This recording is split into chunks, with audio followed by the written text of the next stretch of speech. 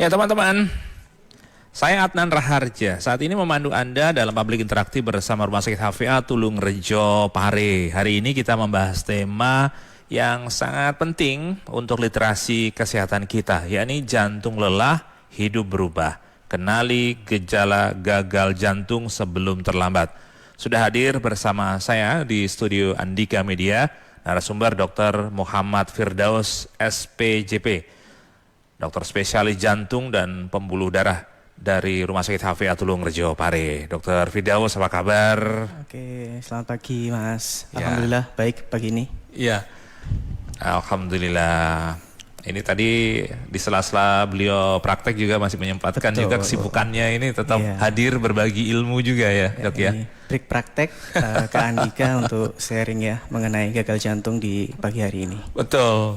Teman-teman nanti bisa berinteraksi dengan Dr. Muhammad Firdaus langsung agar nanti mendapatkan pencerahan atau ditanggapi beliau. 0811 345 4000, 0811 345 4000. Atau bisa juga pertanyaan dituliskan di kolom komentar tayangan live Andika TV di Facebook AG 243. Dokter, seringkali kita mendengar istilah gagal jantung. Ini sebenarnya definisinya seperti apa? Sengeri apa sebenarnya? Oke. Jadi gagal jantung itu adalah suatu sindroma klinis. Jadi hasil akhir dari perjalanan pasien dengan penyakit jantung, apakah itu misalnya hipertensi, misalnya penyakit jantung bawaan, penyakit katup jantung, atau penyakit jantung yang lain yang akhirnya komplikasinya itu adalah gagal jantung dan dalam bahasa medisnya kita sebut sebagai heart failure. Itu ditandai dengan penurunan dari kemampuan pompa jantung. Kalau kita analogikan itu seperti mesin pompa air yang ada di rumah. Mesin pompa air ini kan fungsinya vital sekali dalam hal untuk mengalirkan air ke keran-keran air yang ada di rumah. Jadi ketika mesin pompanya itu bermasalah, otomatis aliran air ke seluruh rumah, ke keran-keran air akan terganggu. Itu sama seperti dengan jantung. Ketika jantung bermasalah, fungsi jantungnya menurun, pompa jantungnya terganggu, otomatis aliran darah, aliran oksigenasi ke seluruh tubuh akan terganggu sehingga menimbulkan keluhan-keluhan klinis yang paling sering adalah sesak nafas yang kita sebut sebagai gagal jantung. Iya, itu bisa terjadi pada siapa saja, Dok?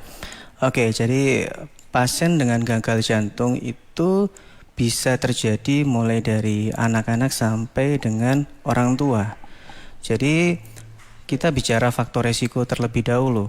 Faktor resiko pada pasien dengan penyakit jantung itu dimulai dari penyakit yang mungkin masyarakat banyak menyepelekan. Pertama, hipertensi, tekanan darah tinggi aja. Oke, kemudian ternyata bahaya juga ya? Ya, yang kedua pasien dengan diabetes. Diabetes itu juga atau gula darah tinggi bisa mempengaruhi dari otot jantung sehingga menyebabkan kondisi gagal jantung. Faktor yang lain, yang nggak kalah sering dulu orang gemuk ya kan, wah dianggap anak-anak kecil gemuk lucu dan sebagainya. Ternyata obesitas itu suatu penyakit. Yang mana obesitas pun juga menjadi permasalahan tersendiri yang bisa berujung menjadi penyakit gagal jantung.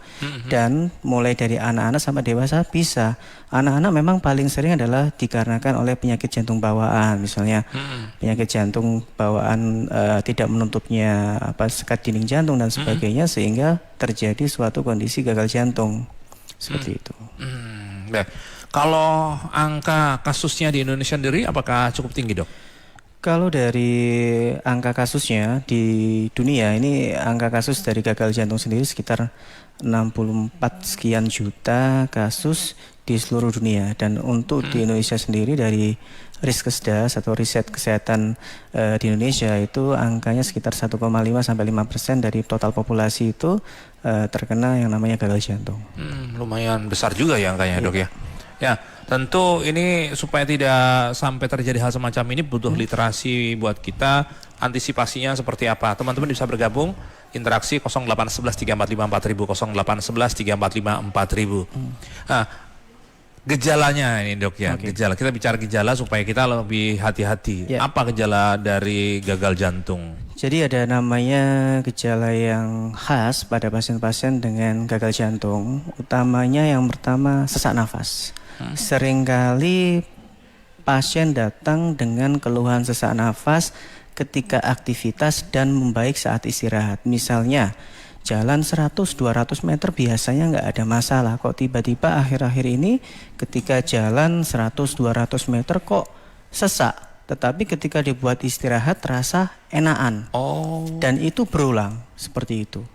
Dan biasanya disertai dengan pembengkakan pada kaki. Kalau sudah ada keluhan sesak dan pembengkakan kaki, ya biasanya pembengkakan kaki setelah aktivitas atau biasanya pada sore hari meskipun tidak selalu bisa juga menetap dan batuk. Jadi kadang-kala pasien gagal jantung itu kok batuk terus akhirnya salah salah periksa.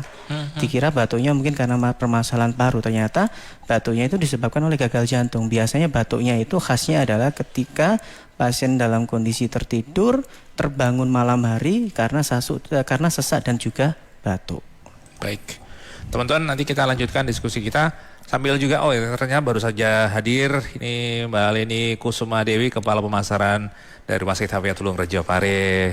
Ya, Mbak Leni, oke, saya sapa dulu ini sekarang ini. Apa kabar? Alhamdulillah baik. Iya. Selamat pagi semuanya. Saya tungguin loh tadi. Kena macet ini kayaknya. Iya kayak. Nanti ada info-info menarik berkaitan dengan layanan kesehatan dan juga mungkin ada promo-promo spesial ya. Iya, terutama yang berkaitan dengan layanan beliau tentunya. Iya. Alat-alat apa yang mungkin sudah dilengkapi di Rumah Sakit Tulung Rejo. Yang pasti itu dulu nanti ya. Ya. Baik, nanti kita akan bahas bersama dengan Mbak Leni Kusuma Dewi di akhir sesi. Teman-teman masih bisa interaksi untuk tanya-tanya berkaitan dengan gagal jantung. Bagaimana kita mengenali gejala-gejalanya, kemudian bagaimana penanganan supaya nanti tidak timbul resiko yang lebih serius lagi. Kita masih di Public Interaktif bersama Rumah Sakit Hafia Tulung Rejo Pare. Bersama narasumber Dr. Muhammad Firdaus, SPJP, spesialis jantung dan pembuluh darah dari Rumah Sakit Hafia Tulung Rejo Pare. Teman-teman yang ingin bergabung, monggo 0811 345 4000, 0811 345 4000. Ini sebelum masuk ke fase yang serius seperti tadi gagal jantung, kita mesti bisa mengetahui ya gejala, kemudian deteksi awalnya gimana nih dok supaya nggak sampai nanti getun buri istilahnya atau menyesal di belakang. Ya baik, jadi untuk mendeteksi dini dari gagal jantung, pertama kita harus aware apa saja sih yang bisa menyebabkan menjadi gagal jantung. Pertama dari faktor resikonya. Ya. Faktor risiko yang berkembang jadi gagal jantung yang pertama adalah hipertensi. Tekanan darah tinggi lebih dari 140/90. Kemudian diabetes atau gula darah tinggi, ya, kencing manis kalau orang awam bilang. Kemudian yang ketiga adalah obesitas atau kelebihan dari berat badan. Penyakit-penyakit jantung koroner atau penyempitan pada pembuluh darah jantung.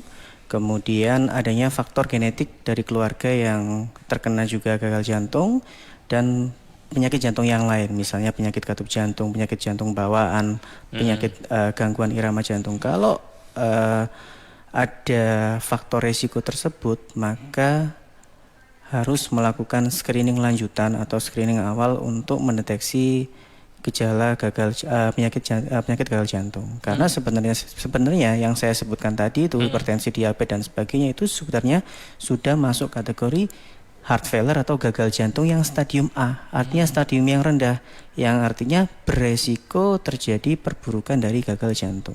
Kalau sudah ada faktor resiko tersebut, maka disarankan untuk rutin melakukan medical check up untuk pemantauan dari kondisi jantung, mulai dari pemeriksaan laboratorium, foto ronsen, rekam jantung, karena dari foto ronsen dan rekam jantung nanti akan terlihat sudah ada perubahan struktural dari jantung atau tidak yang menyebabkan berkembangnya dari gagal jantung, dan akan dilakukan evaluasi lebih lanjut, pemeriksaan lebih lanjut, misalnya ekokardiografi atau USG jantung, treadmill sampai dengan CT scan atau pemeriksaan yang lain. Ada yang bilang jantung ini karena faktor genetik atau keturunan juga, Dok. Betul. Apa yang benar dan apa sebenarnya penyebab-penyebab lain selain genetik ini? Memang penyakit jantung itu ada yang disebabkan oleh genetik, ya. Paling sering adalah penyakit jantung bawaan atau beberapa penyakit jantung yang lain. Bisa juga penyakit jantung yang didapat.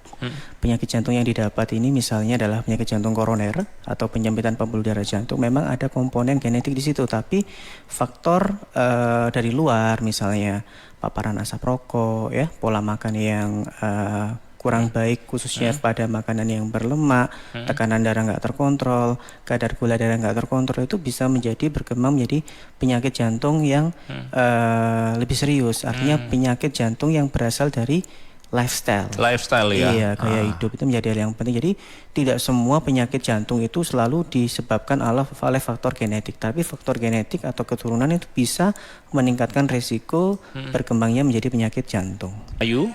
Pak Wawan, di Kediri banyak orang menganggap sesak nafas hanya karena asma atau masuk angin.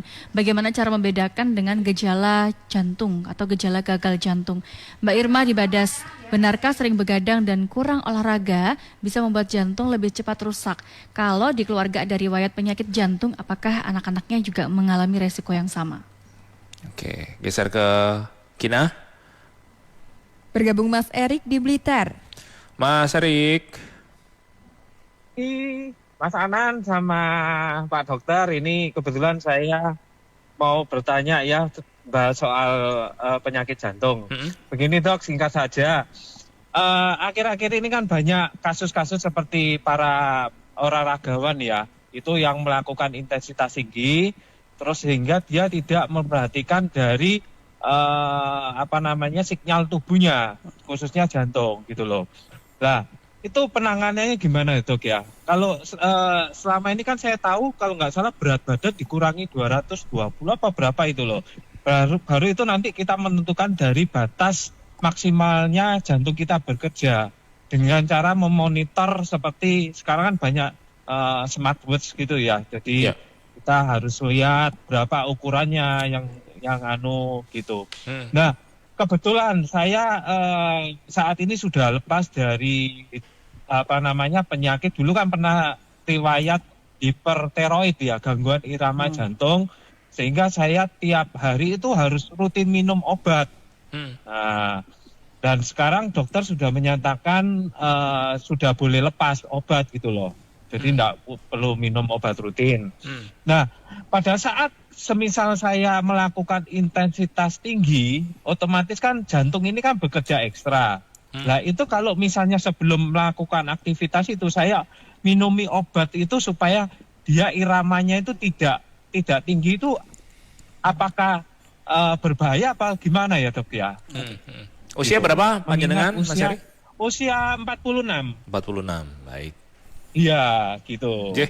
Ya mungkin itu dulu Dokter. Siap. Gimana? Biar ditanggapi dokter di monitor lewat radio Mas Erik ya. Terima kasih. Ya, saya monitor di radio ya. Terima kasih. Selamat pagi. Mas Erik dari Blitar, monggo dokter ditanggapi. Dengan underlying condition atau penyakit komorbid penyerta dari Bapak tadi ya, Bapak Erik ya. Itu adalah hipertiroid, di mana hipertiroid itu adalah aktivitas berlebihan dari hormon tiroid yang menyebabkan keluhan seperti salah satunya adalah peningkatan dari denyut jantung atau heart rate ya, peningkatan metabolisme tubuh. Nah, artinya kalau kondisi-kondisi seperti ini ya, denyut jantung ketika istirahat pasti tinggi. Tetapi tadi Bapak Eri sudah dikatakan bahwasanya tiroidnya sudah aman, sudah normal, nggak ada masalah. Artinya kemungkinan masalah dari aktivitas hormon tiroidnya katakanlah sudah baik. Nah tentunya menanggapi fenomena di masyarakat yang akhir-akhir ini hype-nya kan olahraga, lari dan sebagainya, tetapi tanpa tahu kondisi fisik tubuhnya seperti apa. Dan waktu itu kan pelari di Blitar ya kalau nggak salah ya, yang henti jantung mendadak karena masalah lari itu memang awareness-nya kita kurang. Dipaksakan terkait dengan heart rate atau denyut jantung. Bagaimana ketika terkait dengan usia, memang ada patokan 220 dikurangi dengan usia, dan itu nanti ada namanya zona heart rate-nya, apakah masuk kategori zona merah, zona hijau, dan zona kuning. Itu sebenarnya simpelnya kalau kita pakai smartwatch sudah ada. Nanti kalau zona merah harus hati-hati karena pada kondisi yang ada kondisi penyakit jantung atau kondisi tubuh yang tidak fit, itu juga bisa menimbulkan permasalahan dan bisa menyebabkan mungkin henti jantung. Nah, oleh karena itu sebelum kita melakukan aktivitas fisik atau olahraga yang biasanya memang sedentary atau jarang melakukan aktivitas, maka screening awal menjadi hal yang penting. Mulai dari pemeriksaan dasar laboratorium, rekam jantung, foto ronsen, memastikan bahwasannya kondisinya aman. Jadi hati-hati denyut jantung ketika saat berolahraga, dipantau betul masuk kategori zona berapa atau kira-kira ini sudah di zona merah yang berbahaya kalau kita paksakan kembali. Kalau ada warning berarti harus dihentikan ya, Dok? Iya, ya? sebenarnya Tidak kalau dipaksakan sudah ya? mulai ada keluhan, kok badannya sudah mulai nggak enak, kok rasanya keliengan atau udah rasanya mau sinkop atau pingsan, ya diharapkan berhenti. Kemudian tadi sih yang bertanya lewat WA, Dok. Banyak orang yang menganggap sesak nafas ini karena asma atau masuk angin. Iya. Bedanya dengan gagal jantung. Jadi asma itu ada pemicu, ada provokasi. Misalnya dipicu oleh dingin, stres, atau paparan debu, paparan asap rokok, muncul keluhan sesak nafas. Biasanya disertai dengan mengi, bunyi, gitu paru-parunya. Nah itu biasanya karena ada alergennya. Dia tidak dipengaruhi oleh aktivitas sesaknya, tapi dipicu oleh faktor pemberatnya atau pemicunya. Dingin biasanya, atau paparan debu, asap rokok, atau mungkin karena bulu binatang, ya, itu bisa menyebabkan keluhan tersebut. Ya. Nah, kalau sesak nafasnya karena gagal jantung itu khas. Sesaknya itu dipicu oleh aktivitas fisik. Muncul ketika aktivitas dan membaik dengan istirahat, disertai dengan bengkak pada tubuh khususnya di kaki, dan gejala lain yang khas lagi adalah ketika posisi tidur atau terlentang sesak.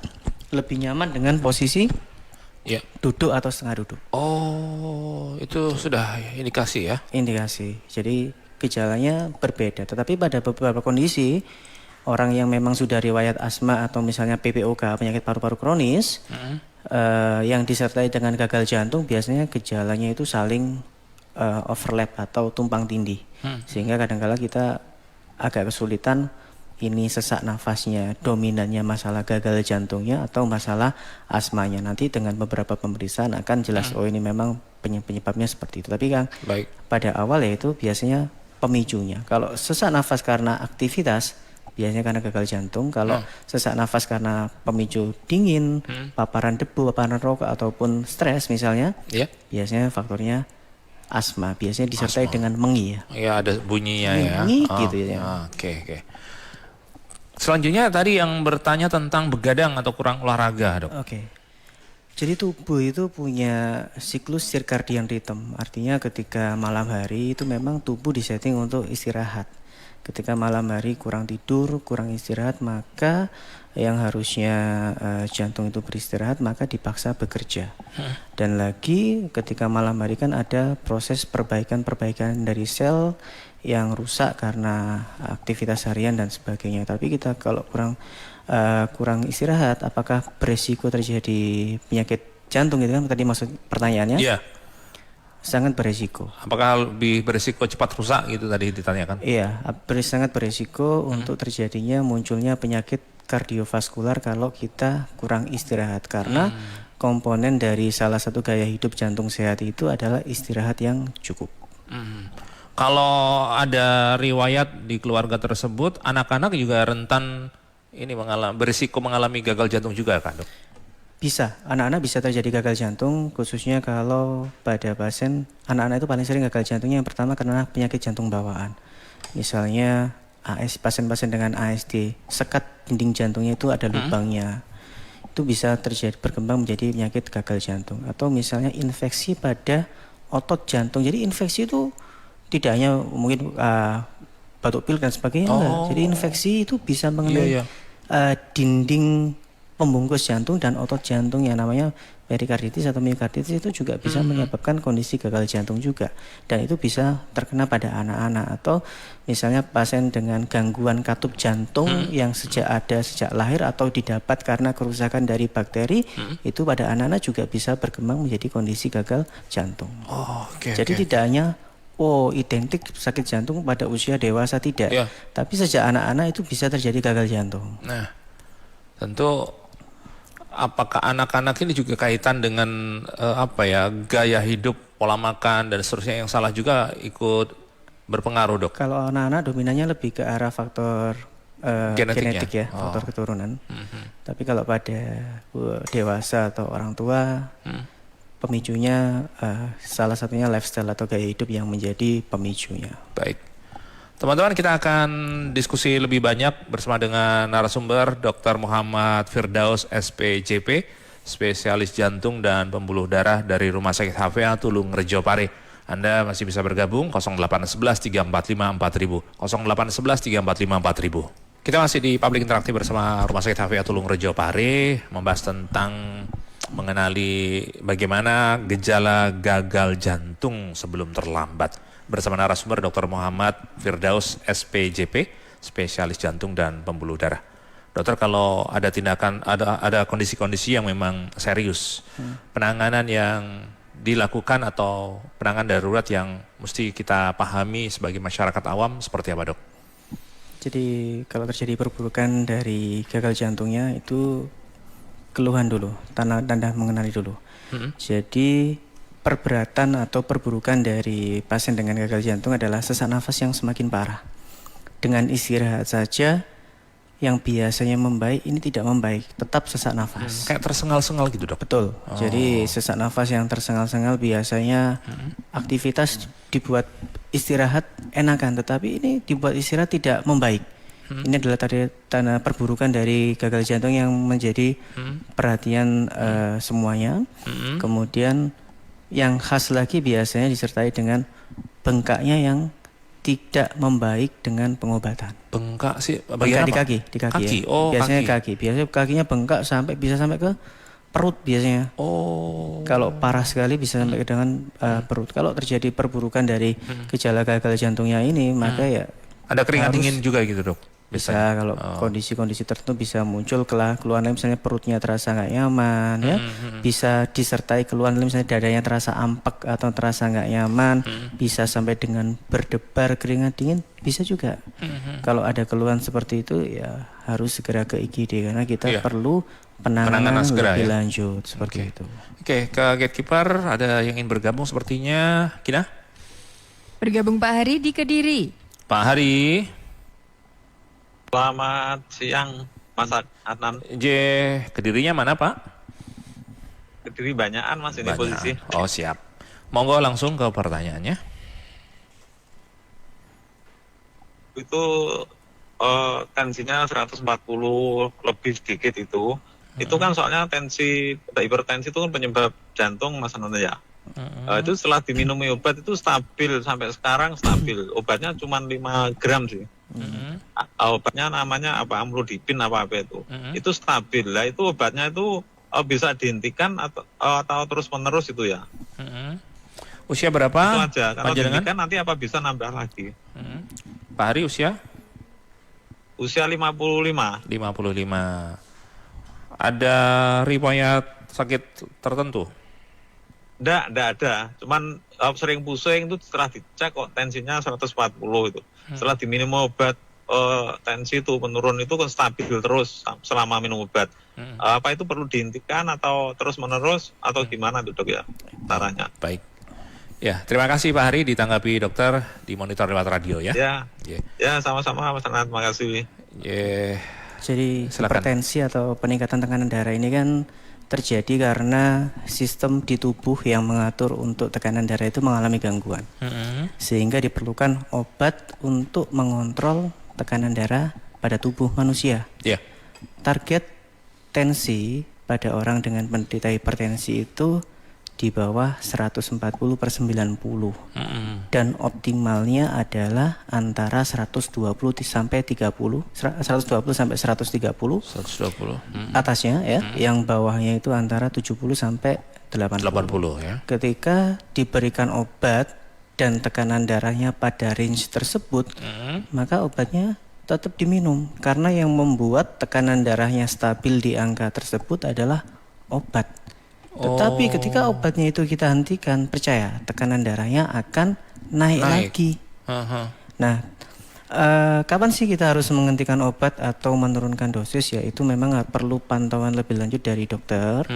Ya beberapa kalau misalnya tekanan darahnya di bawah 100 gitu ya, kita bisa penyesuaian dari dosis. Tetapi kalau seperti kasusnya seperti Bapak tadi, tekanan darahnya setelah minum obat amlodipin itu antara 120 sampai 130, jangan di stop.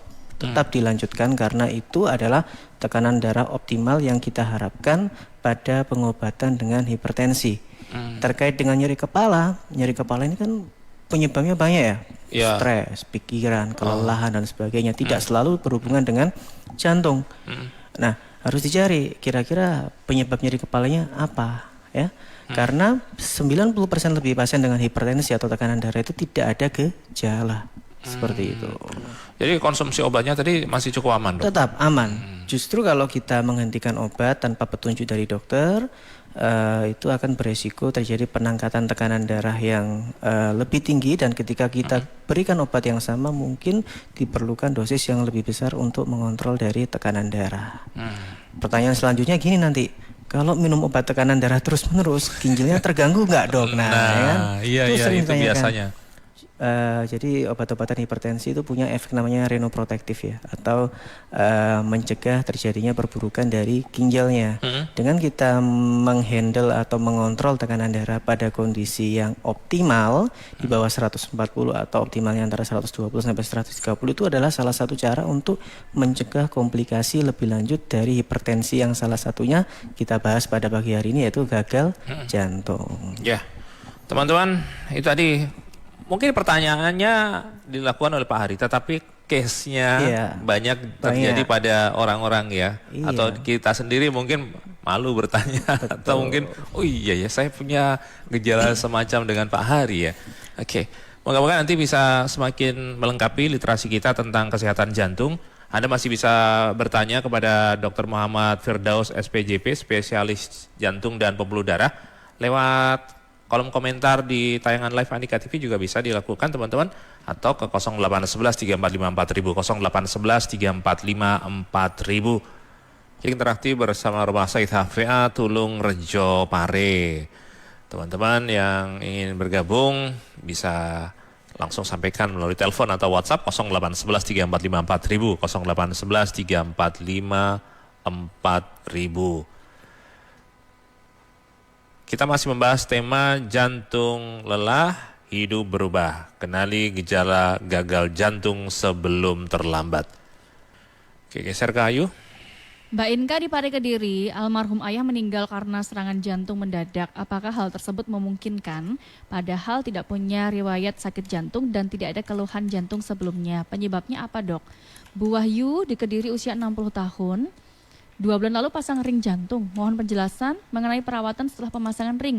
Apakah gigi, gusi atau gigi bengkak bisa akibat obat? Kapan boleh beraktivitas? Makanan dan minuman yang dianjurkan apa? Serta apakah jantung koroner bisa kambuh atau sembuh total? Mas Diki di Keras, setiap bangun tidur selalu tiba-tiba seperti tersedak, lalu batuk disertai sesak nafas. Hampir setiap hari seperti itu. Biasanya sebelum tidur harus konsumsi obat dulu, baru paginya tidak batuk. Obatnya Dextem Plus sama metilprednisolon. Solusinya bagaimana? Takutnya ada efek obat jangka panjang. Oke, geser ke Kina. Bergabung Pak Suparlan di Tulungagung. Pak Suparlan. Halo, Assalamualaikum. Waalaikumsalam warahmatullahi. Radionya mohon dimatikan dulu Pak, biar tidak feedback.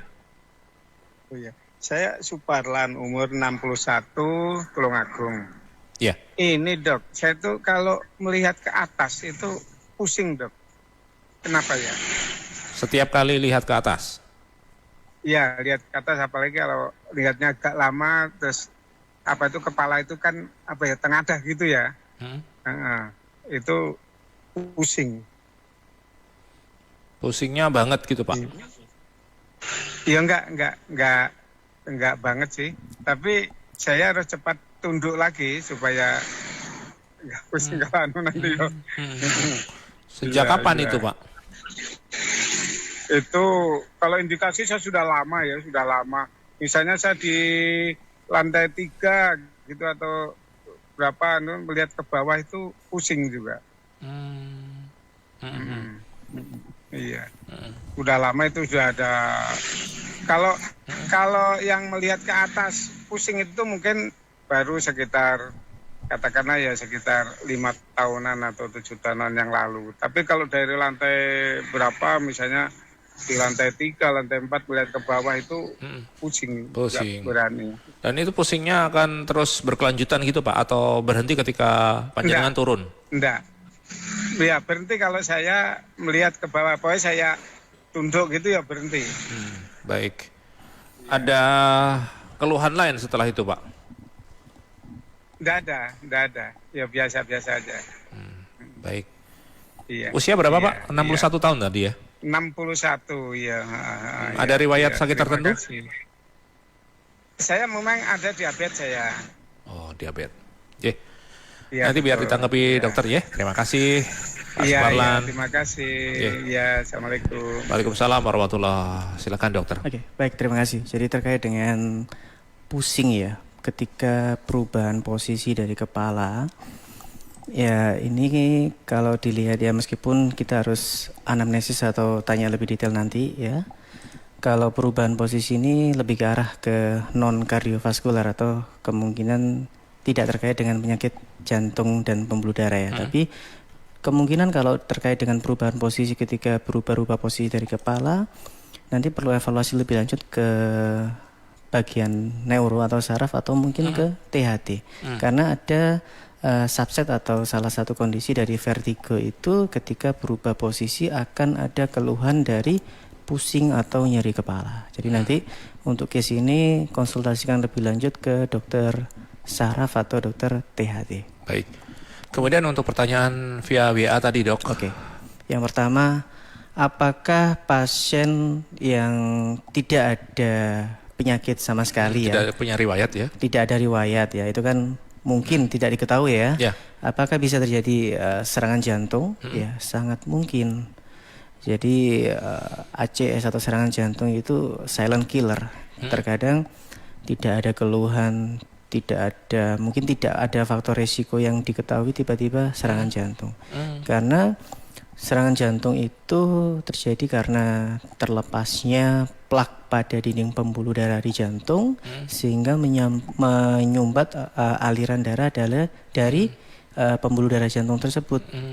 Dan tadi menyambung pertanyaan kedua, apa sih faktor resiko pada pasien dengan penyakit jantung koroner tadi ya? Faktor resiko utamanya ada 5. Diingat-ingat ya, ada 5. Yang pertama adalah hipertensi atau tekanan darah tinggi. Yang kedua adalah diabetes. Yang ketiga adalah dislipidemia atau kadar kolesterol darah khususnya LDL yang tidak terkontrol. Keempat adalah faktor keturunan dari keluarga, dalam hari ini adalah saudara kandung atau orang tua kandung yang punya penyakit jantung, khususnya penyakit jantung koroner. Dan yang kelima adalah merokok baik aktif atau pasif. Ini adalah 5 faktor resiko utama terjadinya penyakit jantung koroner atau serangan jantung. Jadi yang pertanyaan kedua itu ya, kalau nggak salah ya. Betul. Terus di pertanyaan ketiga tadi? Pertanyaan ketiga tentang bangun tidur tiba-tiba seperti tersedak batuk. Dengan membaik dengan obat-obatan, kalau saya methylprednisolone dan sebagainya itu obat-obat bukan obat jantung ya. Tapi kalau kita harus tahu faktor risikonya apa dulu.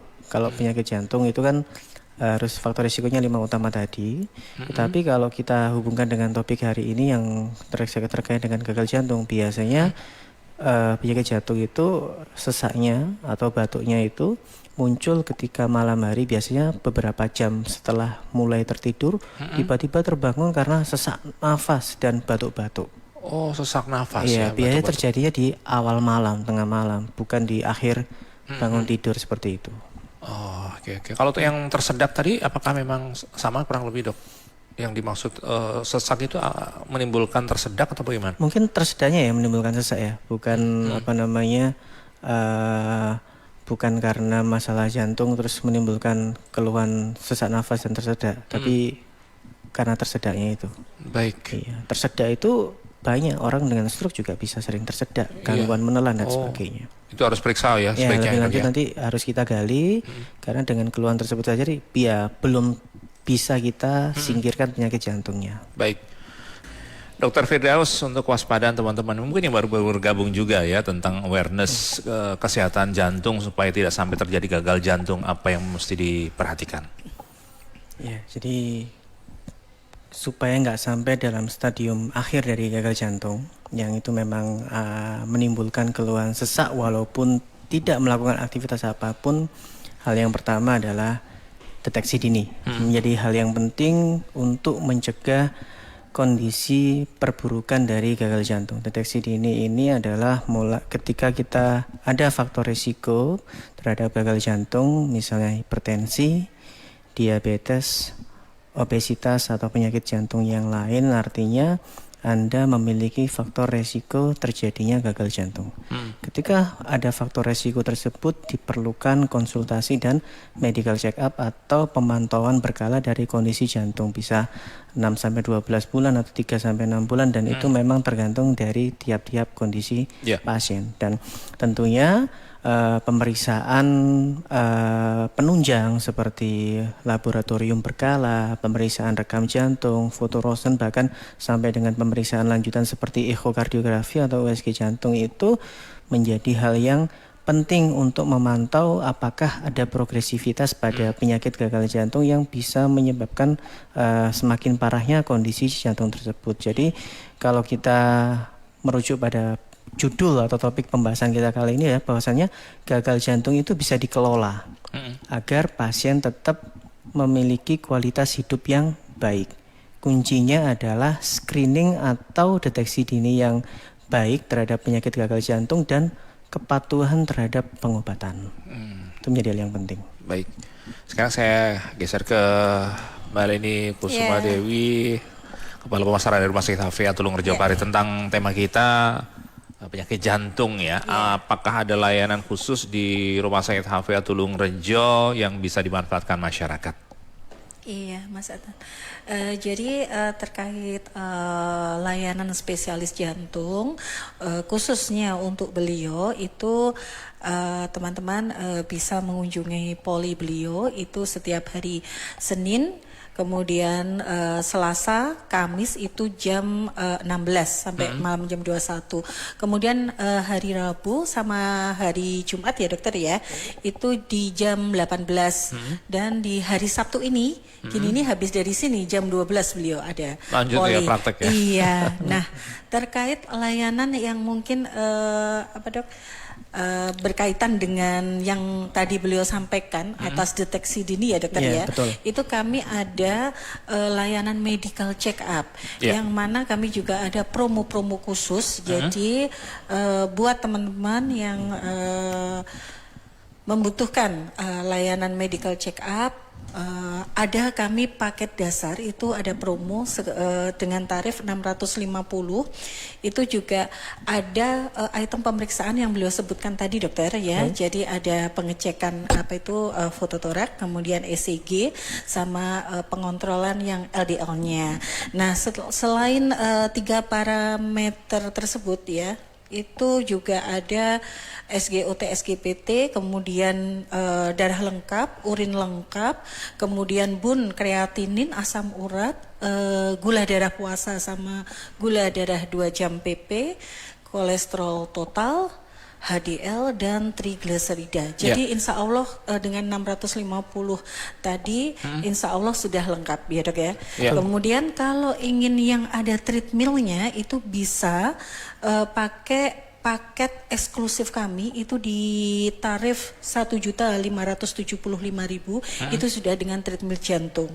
Jadi ada dengan tadi yang paket-paket yang saya sebutkan di paket dasar ditambah dengan treadmill, juga ada penambahan pap smear bagi yang wanita dan ada USG abdomen.